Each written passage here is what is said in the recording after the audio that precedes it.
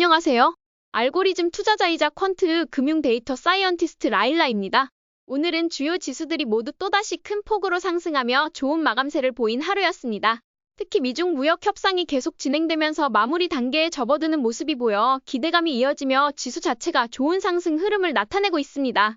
하지만 놀랍게도 제 계좌는 오늘 약 2.3% 가까이 하락했는데 이는 이번 상승 사이클에서 가장 먼저 급등했던 주식들이 큰 조정을 받으면서 쉬어가는 모습으로 보입니다. 그래서 개인적으로는 오늘 하락장이 시작된 느낌이지만 빅테크나 제약주 등 제가 가지고 있는 다른 자산들은 상승세가 많이 나왔기 때문에 시장 자체는 매우 건강해 보입니다. 이처럼 항상 자산 분배가 중요하며 함께 올랐던 주식들은 조정 시기에 함께 빠지는 경향이 있기 때문에 자산 분산의 필요성을 다시 한번 느끼게 된 하루라고 할 수 있습니다. 나스닥 10분 차트를 보면 변동성은 중간중간 있었지만 도대체 무슨 하락이 있었나 싶을 정도로 결국은 우상향하는 모습을 보인 하루였습니다. S&P 500 지수는 이제 아름답게 6천선을 안착하며 정고점을 향해 달려가고 있습니다. 제 적립식 계좌도 여전히 우상향 중이고 주도주 계좌는 오늘 약간 흔들렸지만 지금까지의 큰 수익에서 일부 조정을 받은 것이라 크게 걱정할 필요는 없다고 생각합니다. 나스닥 지수 역시 2만 포인트를 향해 상승 중이라고 볼 수 있습니다. 이럴 때 개별 주식 선택에 어려움을 느끼시는 분들께는 S&P 500이나 나스닥 투자가 가장 합리적인 선택임을 다시 한번 강조드립니다. 특히 은퇴 계좌에서는 적립식으로 S&P 500이나 나스닥 100을 추종하는 QQQ를 꾸준히 매수하는 전략이 매우 중요하다고 생각합니다. 소형주를 대표하는 러셀 지수는 오늘 장중에 몇 달 만에 처음으로 200일 이동평균선을 터치했으나 종가 기준으로는 아직 이를 돌파하지 못하고 마감했습니다. 하지만 이 돌파 시도 자체가 매우 중요한 신호이며 거의 몇 달 만에 러셀 지수가 200일 이동평균선 위로 올라가려는 흐름을 보인 것은 긍정적인 신호라고 생각합니다. 이는 시장 참여자들이 좀 더 공격적인 자산에 투자하려는 심리가 반영된 것으로 시장은 여전히 상승 추세를 이어가고 있다고 판단됩니다. 10년물 장기 국채 금리는 오늘 약간 하락했으나 거의 변동 없이 마무리됐습니다. 채권 금리는 2월부터 횡보 상태가 계속되고 있어 현재로서는 현금 파킹 용도로만 사용하는 것이 가장 적절해 보입니다. 금은 여전히 하락 추세 내에서 움직이고 있습니다. 올해 초 금이 큰 상승을 보였던 장세와는 다소 다른 국면이라고 할 수 있습니다. 금은 자산이 큰 분들에게만 자산 분배 측면에서 추천드리며 자산이 작으신 분들에게는 주식이 더 적합합니다. 비트코인은 오늘 다시 한번 상승을 이어갔습니다. 이에 따라 다시 역대 최고점을 뚫으려는 시도가 있을 것으로 예상됩니다. 어제 이동평균선 눌림목을 끝내고 돌파했을 때 매수했다면 좋아 보이고 현재로서는 보유하며 관망하는 전략이 적절해 보입니다. 공포 탐욕 지수를 보면 여전히 탐욕 단계에 머물러 있습니다. 공포 단계에 대한 징후는 아직 전혀 보이지 않아 각 자산의 모멘텀에 맞게 투자하는 것이 가장 합리적이며 시장은 탐욕 사이클에 머물면서 상승을 이어가고 있음을 알 수 있습니다. 2025년 6월 10일 기준 중형주 지수가 200일 이동평균선을 다시 한번 돌파했습니다.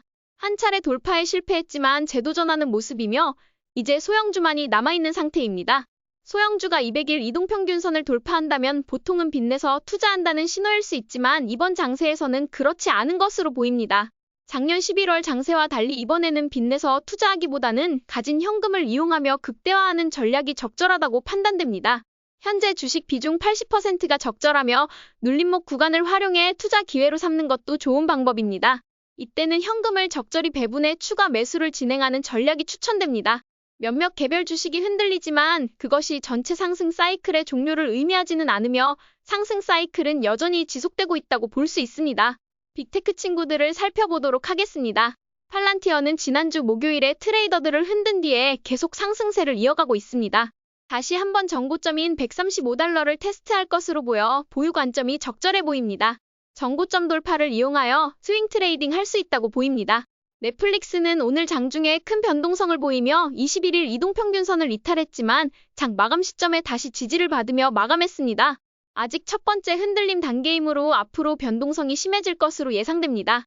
또한 다음 달에 실적 발표가 예정되어 있어 실적 발표 한 달 전부터 이런 변동성이 나타나는 넷플릭스 특성상 보유하며 지켜보는 것이 적절하겠습니다. 마이크로소프트는 정고점을 찍은 후 놀랍게도 그 정고점을 유지하며 상승을 이어가고 있습니다. 현재 10일 이동평균선이 주가를 따라오기를 기다리고 있기 때문에 눌림목에서 매수할 수 있다고 보여집니다. 테슬라는 오늘 다시 10일과 21일 이동평균선을 돌파하며 상승했습니다. 지난 3일간 급락과 변동성이 있었지만 다시 상승 흐름으로 전환된 모습입니다. 테슬라는 기계적인 매수-매도 전략이 가장 적절해 보입니다. 한 주식을 너무 사랑하게 되면 객관적 판단이 안 될 수가 있기 때문에 그럴 때는 기계적으로 주요 이동평균선을 이용하여 매수와 매도를 진행하는 게 가장 좋습니다. 브로드컴은 3일간 하락을 마치고 지지선을 찾은 뒤 상승 반전하며 마감했습니다. 235달러 근처에서 하락이 멈췄고 실적이 매우 우수하기 때문에 블랙스완급 매크로 이벤트가 없다면 하락 추세로 완전히 전환되기는 어렵다고 판단합니다. 따라서 저는 여전히 보유 관점을 유지하며 지켜보겠습니다. 엔비디아는 현재 143달러 매물대를 계속해서 여러 차례 시도 중입니다. 이런 시도가 반복된다는 것은 곧 돌파 가능성이 크다는 뜻으로 돌파 시마다 매수를 고려할 수 있습니다. 다만 저는 이동평균선을 기준으로 매수한 물량만 보유하며 관망할 계획입니다. 반도체 업종은 엔비디아와 브로드컴이 상승세를 이어가고 있으며 특히 중형 반도체도 상승하면서 정고점 두 번째 돌파에 성공했습니다. 이제 마지막 정고점만 눈앞에 있어 4월 말과 5월 초에 매수하신 분들은 보유 관점을 유지하는 것이 매우 적절해 보입니다. 소프트웨어 섹터도 변동성은 있으나 장기적으로 우상향 추세를 유지하고 있습니다. 올해 안에 정고점을 돌파할 것으로 예상되므로 4월 말에 매수하신 분들은 일단 보유하는 것이 좋겠습니다. 에너지 리더 GE Vernova는 2개월 만에 처음으로 흔들림이 나타났습니다. 저도 포트폴리오에서 많이 보유하고 있어 오늘 포트폴리오가 다소 흔들렸는데 이는 당연히 너무 많이 올랐기 때문에 나타나는 당연한 변동성 때문입니다. 그럼에도 21일 이동평균선을 지지하며 정고점도 유지하고 있어 매도할 이유는 없으며 보유 관점 유지가 적절합니다. 에너지 리더 오클로 역시 45달러 근처를 지지선으로 잡고 변동성을 보이면서도 상승을 유지하고 있습니다. 4월 말, 5월 초에 매수하신 분들은 계속 보유하는 게 적절해 보입니다. 바이오 리더 힘쓰는 장중 변동성이 크지만 저점은 계속 높아지는 추세입니다. 21일 이동평균선을 지키는 한 보유 관점이 적절하며 횡보가 일주일 정도 이어진다면 추가 매수도 고려할 만합니다. 핀테크 리더인 로빈후드는 10일 이동평균선 아래로 내려가지 않고 유지 중이어서 보유 관점이 매우 적절합니다. S&P 500의 편입이 확정될 때 그때 추가 매수도 고려할 수 있습니다.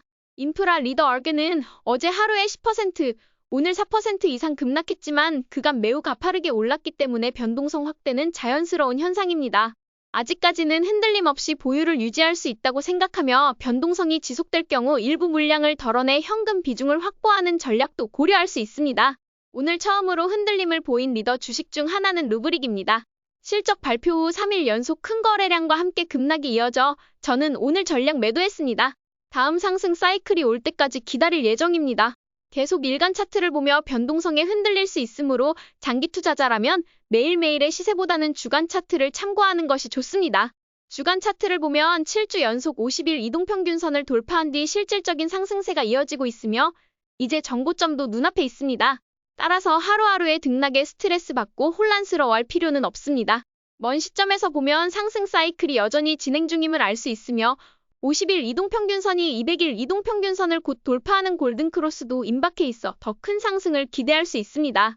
물론 이 과정에서 등락이 반복되며 어려움이 있겠지만 주간 차트를 보며 마음을 다잡으시길 권합니다. 200일 이동평균선이 붕괴되지 않는 한 아직은 걱정할 필요는 없으며 현금이 있다면 투자 기회를 계속 찾아보는 좋은 장세라고 판단합니다. 오늘의 결론은 섹터 로테이션이 서서히 진행되고 있다는 점입니다.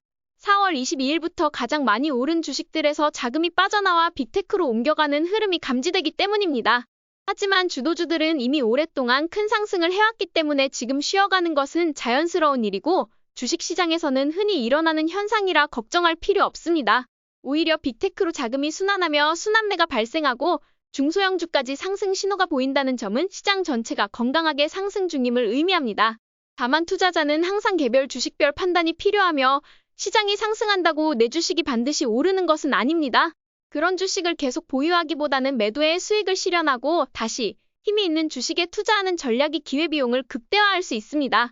하지만 트레이딩을 한 지 얼마 안 되시는 분들에게는 절대로 추천드리지 않고 장기 투자자라면 좋은 실적의 주식을 골라 좋은 시점에서 매수한 뒤 장기 보유하는 것이 가장 효과적인 방법임을 다시 한번 강조드리고 싶습니다. 오늘도 저희 전략이 재미있으셨다면 좋아요와 구독 버튼 눌러주세요. 지금까지 방구석 헤지펀드 매니저 라일라였습니다. 감사합니다.